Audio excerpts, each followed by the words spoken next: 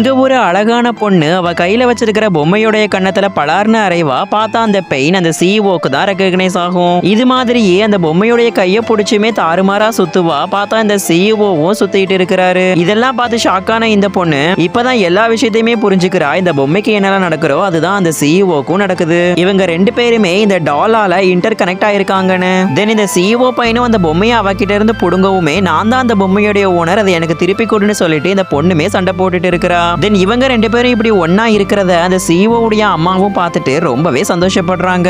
தென் இந்த பையனுமே அந்த பொம்மையை அவங்க கிட்ட கொடுத்துட்டு என்னுடைய பர்சனல் லைஃப்ல நீங்க தலையிடாதீங்க மம்மி அப்படின்னு சொல்லிடுவான். தென் இந்த பொண்ணுமே நாங்க வெறும் ஜஸ்ட் ஃப்ரெண்ட்ஸ் தான், எங்களுக்குள்ள வேற எதுவும் இல்ல அப்படின்னு சொல்லிடுவாங்க. தென் இந்த பொண்ணுமே வீட்டுக்கு வந்ததுக்கு அப்புறமா கோவத்துல அந்த பொம்மைக்கு ஒரு பொண்ணுடைய ட்ரெஸ்ஸையுமே போட்டு விட்டுருவா. பார்த்தா ரியல் லைஃப்ல இந்த ஹீரோ பையன் அவனுடைய வீட்டுல இருக்கும் போது அவனுடைய ட்ரெஸ்ஸுமே பொண்ணுங்க ட்ரெஸ் மாதிரி மாறிடும். இத பார்த்து அவங்க வீட்டுல வேலை செய்யற மேட்ஸ் எல்லாருமே ரொம்பவே சிரிக்கிறாங்க. இவனுமே ரொம்பவே கூச்சப்பட்டுட்டு அங்கிருந்து ஓடிடுறான். இதுக்கப்புறம் இந்த பியூட்டிஃபுல்லான ஸ்டோரியில என்னாச்சுன்னு பாக்குறதுக்கு முன்னாடி மறக்காம இந்த வீடியோக்கு ஒரு லைக் கொடுத்து எங்க சேனலையும் சப்ஸ்கிரைப் பண்ணிக்கோங்க.